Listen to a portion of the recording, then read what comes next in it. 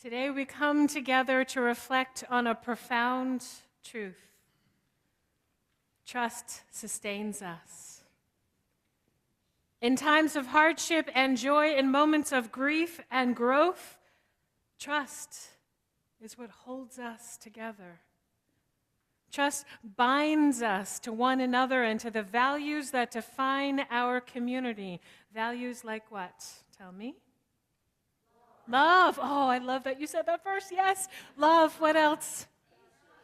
Justice, bravery, peace, patience, honesty, service, care, learning, conviction, generosity, passion, grace, resistance, action, resilience, accountability, interdependence, grace. This is my sermon, by the way. I'm just gonna toss the rest. Keep going. We need to be reminded of what our values are in this moment. Passion. One more time. That's right. Standing up and being counted. I'm saying it so the folks online can hear you as well. Others. Democracy.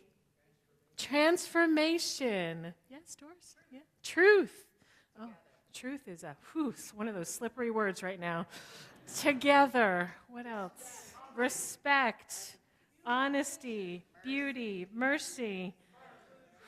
Inclusion. These are all our values and our spiritual practices each and every day. And a day like this that feels so full, right? And so good.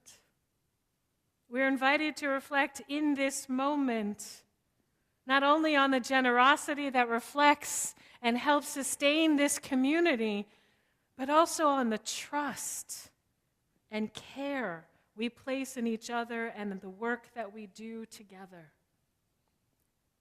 These are challenging times. I'm just going to keep on saying these are hard times, these are challenging times, these are unprecedented times. I feel like I've said that for the last 6 years. Like navigating a stormy sea, our democracy, our society feels like a fragile vessel. Society has been split into fractured pieces. Fear, isolation, grief crash over us like relentless waves.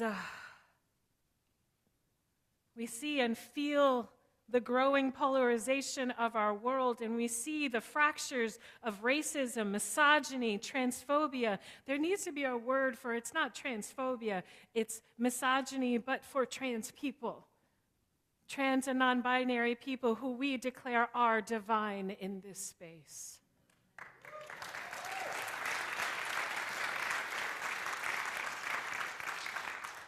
Beloveds, we are not unacknowledging of the fact that these fractures started years ago and have only been widening since.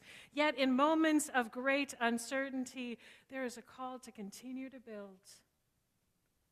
Because if we do not, we cannot sustain spaces such as this, where our values that you just named so beautifully are practiced in the world, because some folks need that hope.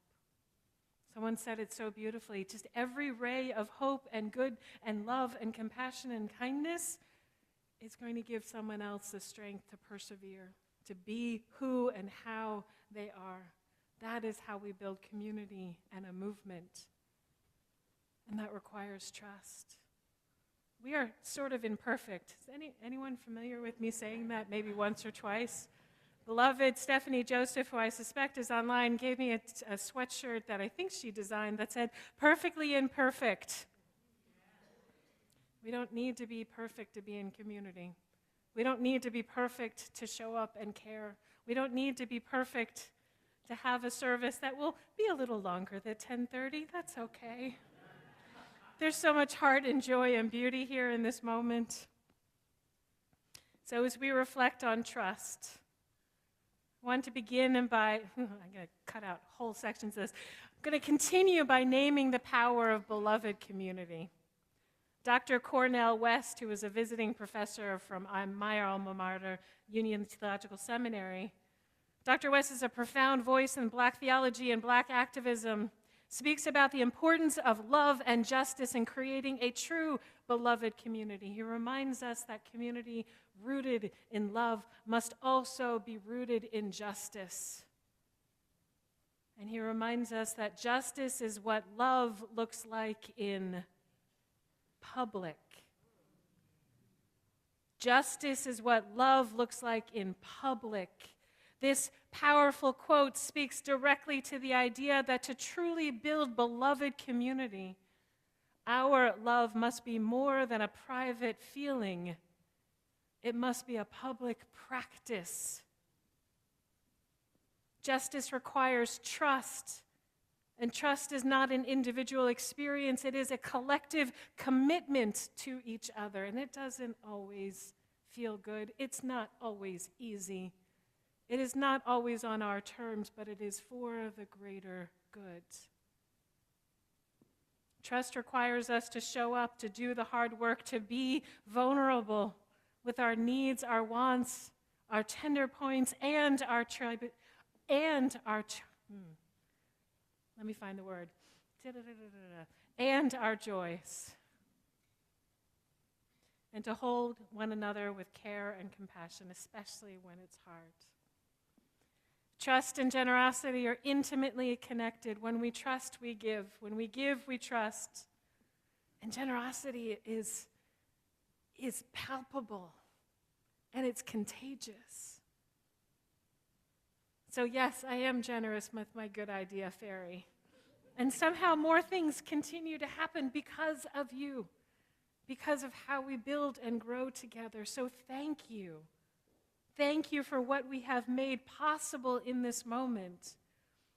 A few weeks ago, we shared a video of the choir, a recording that was made during the pandemic, and someone said, it was so good to see that because that reminded us of what we have been through. That they made it possible to have a virtual choir in the pandemic. I mean, who does that? Y'all do. That's right. Feminist activist and scholar Bell Hooks remind us life's transforming love is not love that is selfishly grasped or blindly given. It is a love that is reciprocal, a nurturing force. Bell Hooks reminds us of the profound reciprocity of love and trust. Trust is not just something we give, it is something we receive. It is a relationship. It's a recognition that we all have something to offer. You prove that each and every day here and each and every Sunday here. What is possible? The power of trust not only lies in the giving, but in the receiving, allowing ourselves to be held by the love and generosity of others, which brings us to Canvas Sunday. I'm going to skip this whole part because it's all good. All good. I'll just publish it some other time. It has been said before, and I will say it again right here. Not everyone is going to be able to pledge where they would like to. We understand. I hope you understand that for yourselves. We love you. There is love and there is hope here.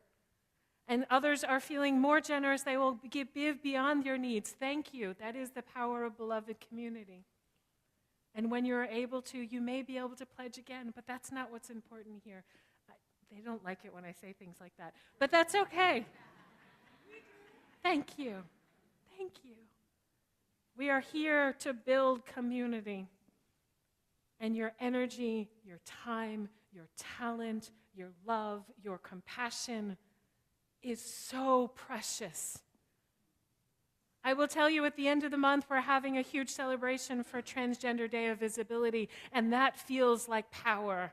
That feels like resistance. That feels like the kind of spaces and services that we want to create. Because there are some queer kids, some trans or non-binary kid out there, a young person or a person who lives in a red state, who doesn't even conceive of a service or place like this right now. And they are in despair. They are heartbroken by the messages they are hearing elsewhere. So let us be a more powerful presence and voice.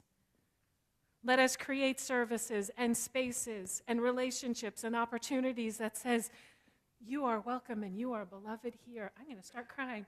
You are welcome and you are beloved here. We care in and we dump out. Everyone familiar with that? Oh, I'm going way off script. I'm going to come back now. Okay. I will say, and I'll write it in the quest this month, there's a beautiful illustration that, let me find her name again. Deepa Iyer shared. It's a powerful framework, and it's called a social change ecosystem map. And I'll just pull the one gem from that I'd like to share. The ecosystem map, and you can find it on your smart devices. There are many ways to be in solidarity and community right now. There are many ways to bring about change. It's not only the folks that are showing up in DC and singing for our federal workers or protesting. It's not only about writing a big check. It's not only about tearing down what needs to be teared down. It's also the storytellers. It's those who are providing care. It is those who are attending to the margins. There are many ways to be in this moment and no one right way. There is not one just right way. Do what you can, where you can, for as long as you can, and then take a break. Josh is looking at me. I know, Josh. We're getting there. I know. We're getting there. This is when they start looking at the clock in the back. I love you. I'm done. And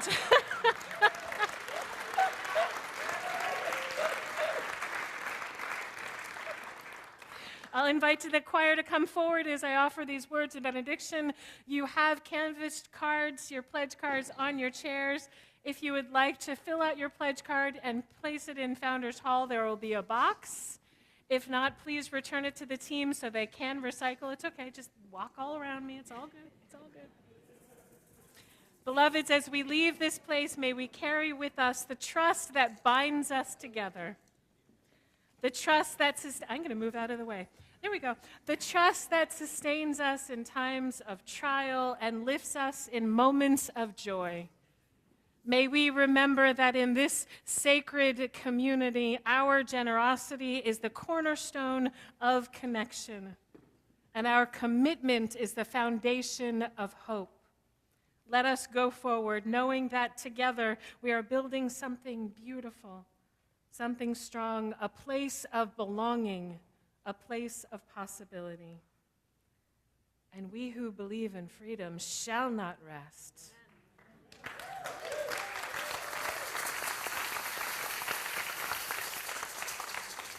I'm going to get out of the way. Go in peace, go in love, and may our lives preach louder than our lips.